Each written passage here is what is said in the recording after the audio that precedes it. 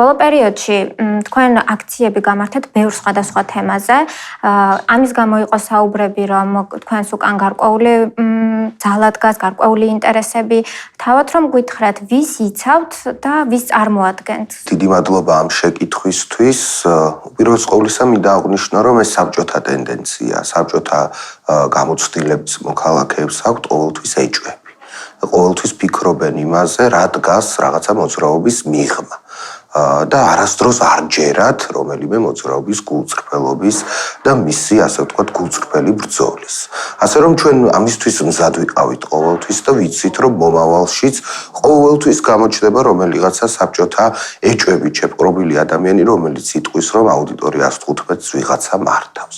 რაც შეეხება ჩვენს პოზიციებს, მგონი ამ ბოლო პერიოდში საბოლოოდ გამოიკვეთა ჩვენი, ასე ვთქვათ, იდეოლოგიური მიმართულება. აუდიტორია 115 არის მემარცხენე ახალგაზრდული სტუდენტური მოძრაობა და მას აქვს რამდენიმე პრიორიტეტი. შეგვიძლია 3 ძირითადი პრიორიტეტი გამოვყოთ. პირველი არის განათლების სისტემა, განათლების ხელმისაწვდომობა, მისი ხარისხი, უნივერსიტეტის ავტონომიურობა და ამ ავტონომიის შინაარსის განსაზღვრა.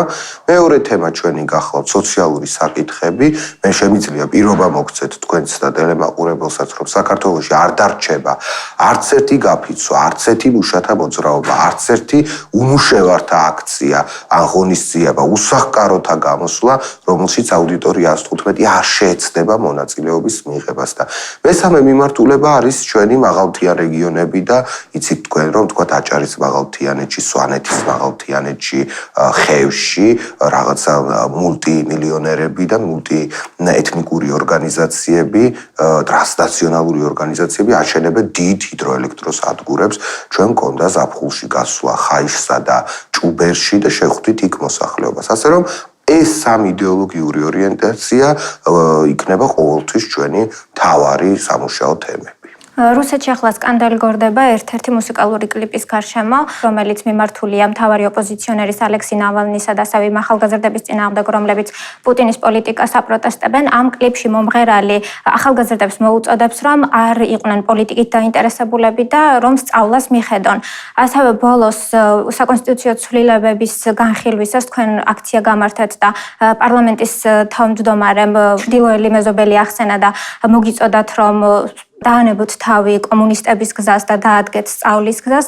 თქვენ როგორ მიგაჩნიათ ახალი თაობა, უნდა ინტერესდებოდეს თუ არა პოლიტიკური მოვლენებით და ქვეყნის პრობლემებში უნდა იყოს თუ არა აქტიურად ჩართული? შესანიშნავი მაგალითი მოიყვანეთ, მე არ ვიცოდი ეს ნავალნის წინააღმდეგ ამგვარ კლიპს თუ იღებდნენ.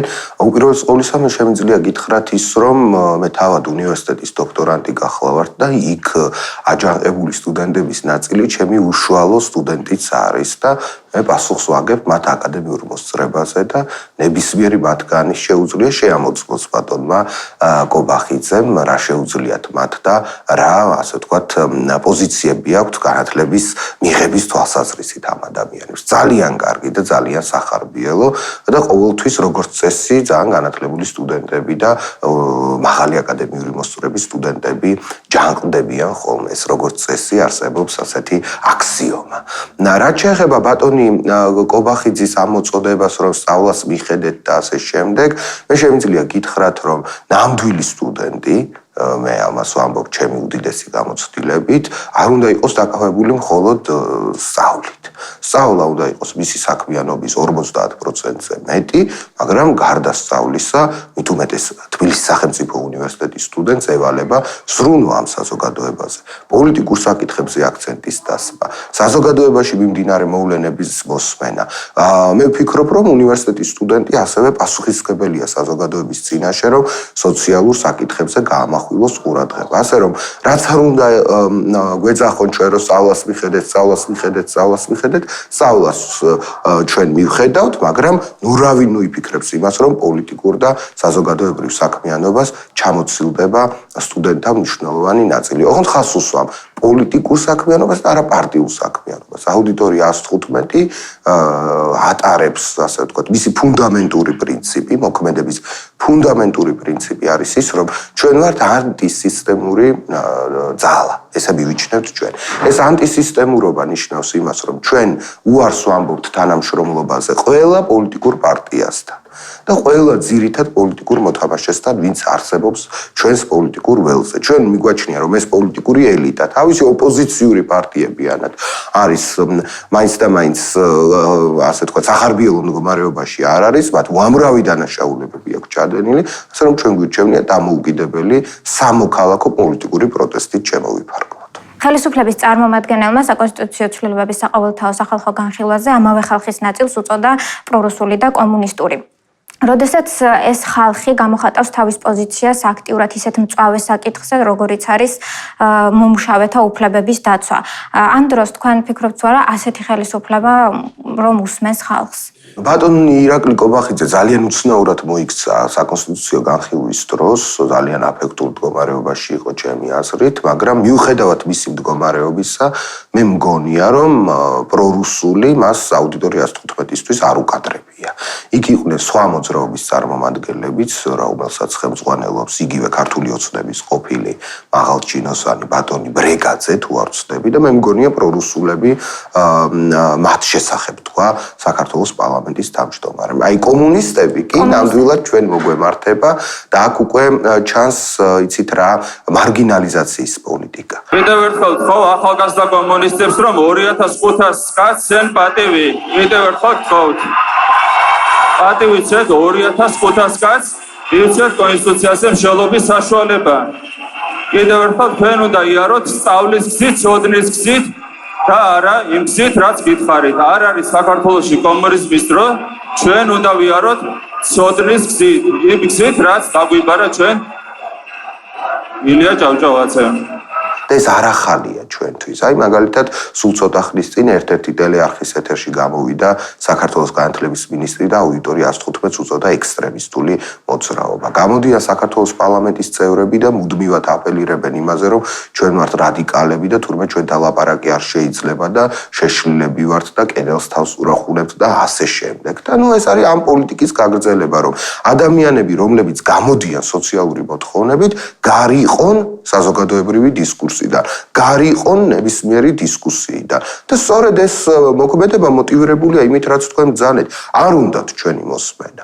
რომ სოციალური საკითხები იციან, რომ არის ძალიან მტკივნეული, იციან, რომ ჩვენ გამოხატავთ მოსახლეობის უდიდესი უმრავლესობის გასაჭირს და პოზიციებს, შესაბამისად, როცა არ აქვთ მათ პასუხის თავი ჩვენს კითხვებზე, რჩება გზა, რომ გაგვრიყონ, არ მოგვისმინონ და გამოგვაცხადონ რაღაც გაუგებარ ელემენტებად ამ საზოგადოებაში. ძალიან საინტერესო შეხვედრა ჰქონდა სტუდენტების მოთხოვნების უდიდესი ნაწილი არის ნამდვილად გულით ნაკარნახევი, ძალიან საჭირო მოთხოვნები. მე ყურადღებით მოვისმინე დიდი ხნის განმავლობაში ვისაუბრეთ. ჩვენ ვფიქრობთ, რომ ეს აქ არის გადასაწყვეტი. ყველაფერი ადმინისტრაციასა და სტუდენტებს შორის ყველაფერი რაც მათ აწუხებ, თუმცა ჩვენ მხარს დაუჭერთ აუცილებლად საკანონმდებლო ინიციატივები იქნება, თუ სხვა სახის ინიციატივები. საკონსტიტუციო კომისიის თავმჯდომარის თქმით, გამოდის, რომ ერთი წლის წინ, როცა აუდიტორია 115 უნივერსიტეტთან დაკავშირებულ საკითხებს აპროტესტებდა, პრემიერ-მინისტრი გიორგი კვირიკაშვილი და ვიცე-პრემიერი ჯეჯელოვა შეხვდნენ დაპირებებიც მისცეს, აქტიური დიალოგი გამართეს კომუნისტურ მოძრაობასთან. მაშინ რატომ იყო, რომ ერთი წლის წინ მათ აქტიური დიალოგი გამართეს ამ მოძრაობასთან და ერთი წლის შემდეგ მათ უკვე კომუნისტებს უწოდებენ? მე მეცაც გეტყვით, სულ ცოტა ხნის წინ მე დამიკავშირდნენ საქართველოს საპარლამენტო უმრავლესობის წევრები, არაერთი წევრი უკვე და რომლებაც ბოდიში მოგვიხადეს ჩვენ და გითხრეს, რომ ძალიან ძიმე მდგომარეობაში იყო ბატონი ირაკლი და ასე აღარ მოიქცევა და აღიარეს მათ, რომ თქვენ არც კომუნისტები ხართ, არც რადიკალები ხართ და თავად კობახიძე თუ აღიარა.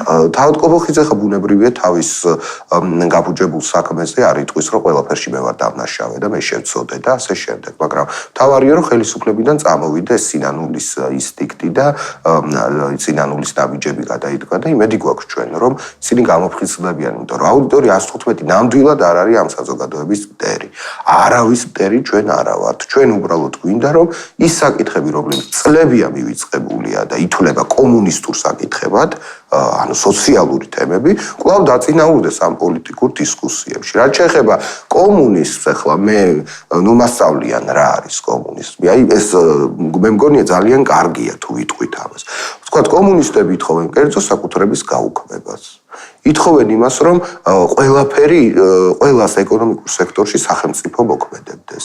საბჭოთა კომუნისტური რეჟიმები ეწინააღმდეგებოდნენ პრესის თავისუფლებას, თავისუფალ არჩევნებს, ეწინააღმდეგებოდნენ მრავალფეროვნებას საზოგადოებაში თუ პოლიტიკურ ველზე.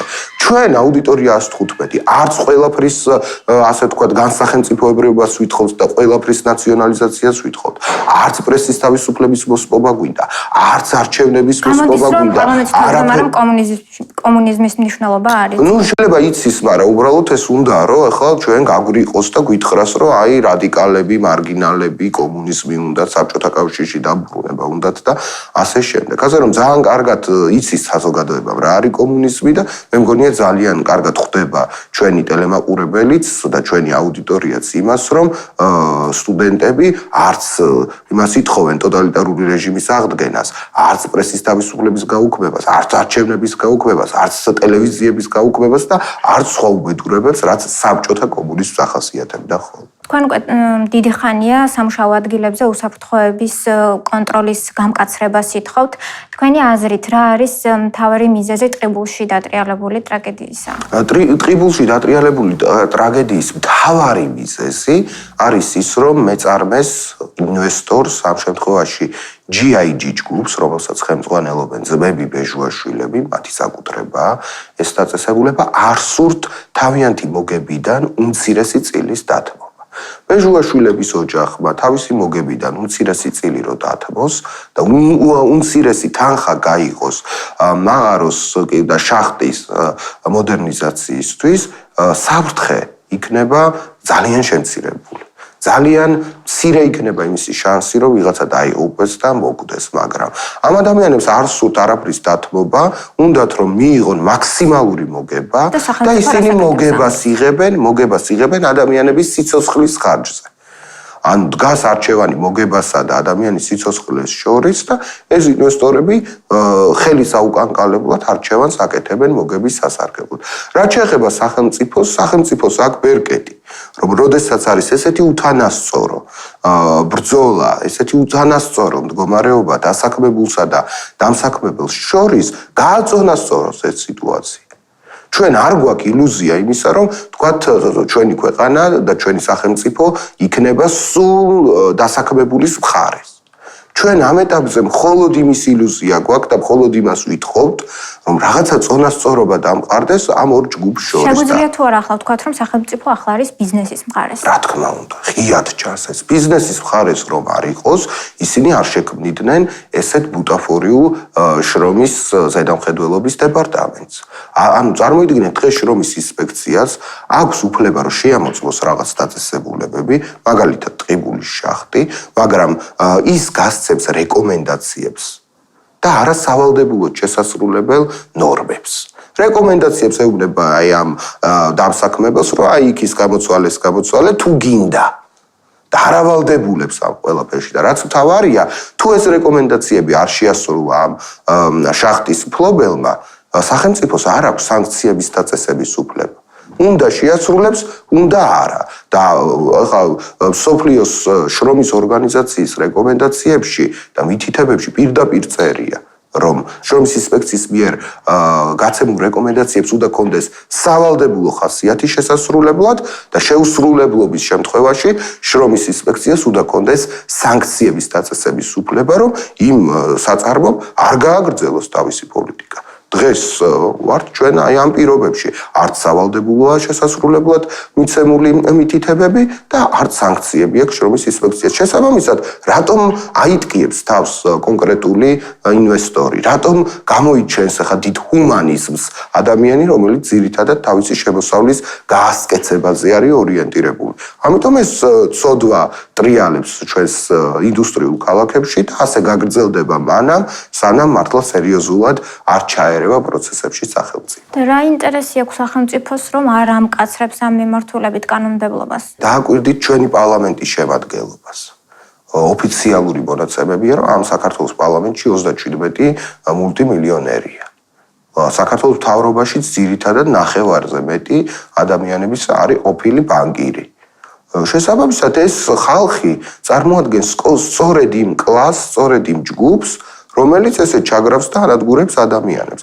ასე რომ ძაღლის ტყავს არ დახევს, როგორც იტყვიან, დაგლეჯს, როგორც იტყვიან ჩვენს ძველ ანდაზაში, ასე რომ ჩვენი სახელმწიფო არის სწორედ აი სახელმწიფოს ასე თქვა თავარი პოლიტიკური ორგანოები არიან სწორედ დანამატი ზედნაშენი აი იმ ბიზნეს ელიტისა და კლასისა, რომელიც ამ დანაშაულებებს ჩადის ჩვენს ქვეყანაში. თქვენ გაქვთ თუ არა პოლიტიკური ამბიციები? პოლიტიკური ამბიციები გააჩნია რას ვეძახით ჩვენ. პოლიტიკურ ამბიციას თუ ვეძახით ჩვენ იმას, რომ ხვალ თქვათ ლევან ლორთქიფანიძე გახდეს, რა ქვია, განათლების მინისტრი, გიორგი არობელიძე გახდეს შრომის მინისტრი, რაღაცა თქვათ გიორგი ჩიხლაძე ავირჩიოთ წყალტუბოს მაჟორიტარ დეპუტატად, ამგვარი ამბიციები ჩვენ არ გვაქვს, ამათ წლეულში არ გვექნება, იმედია გვაქვს, რომ 100 წლეულში გვექნება, მაგრამ თუ ვეძახით ჩვენ პოლიტიკურ ამბიციას იმას, რომ ნორმალური შრომის ინსპექცია შეიქმნას. გამკაცრდეს თქვათ გარემოსდაცვითი კანონმდებლობა. შეიცვალოს კანონი ზოგადი განათლების და კანონი უმაღლესი განათლების შესახებ. თუ ამას ვეძახით პოლიტიკური ამბიციას, დიახ, ჩვენ გვაქვს პოლიტიკური ამბიცია. და როგორ ფინანსდება აუდიტორია 115? აუდიტორია 115 არ აქვს არანაირი დაფინანსების წყარო. ჩვენ გვინდოდა ცოტა ხნის წინ საპირველ მაისოდ გამოგვეცა გაზეთი, ვაგროვებდით შესაბამის თანხას, ვერ მოვაგროვეთ ეს თანხა, გაზეთი ვერ გამოვეცით. ასე რომ თუ ვიღაცა შემოგწირავს გაზეთის თანხას, რომ გამოვცეთ ჩვენ აუდიტორია 115-ის ყოველთვიური ან ყოველკვარტალური გამოცემა, ძალიან ბედნიერები ვიქნებით, ოღონდ გვინდა ანონიმური შემომწირველები და არა ვიღაცები, რომლებიც დაგვავალდებულებენ. ამას მე არ მოყვება, ამ შემოწირულობას არ მოყვება მე სპეკულაციები. არ ვიცი, ნახოთ, თუ ჯერ მოხდეს ეს ყველაფერი და მე ვისაუბროთ ამაზე. დღესდღეობით პოლიტიკოსთა განცხადებით საქართველოში არსებულ პრობლემებში ან სააკაშვილია დამნაშავე, ან რუსეთი. თქვენ ამბობთ, რომ არ ხართ პრორუსული მიმართულების მქონენი, გამოდის სააკაშვილთან გაქვთ კავშირი? მე ვფიქრობ, რომ ძალიან ბევრი პრობლემა სწორედ მოდის რუსეთიდან, ძალიან ბევრი პრობლემა მოდის სააკაშვილიდან, ძალიან ბევრი პრობლემა დღევანდელი მთავრობიდანაც. ასე რომ ჩვენ ვამბობთ, რომ აი მთელი პოლიტიკური ელიტა პასუხისმგებელი იმაზე, რომ საქართველოში სოციალურად ორიენტირებული პოლიტიკა არ ტარდება.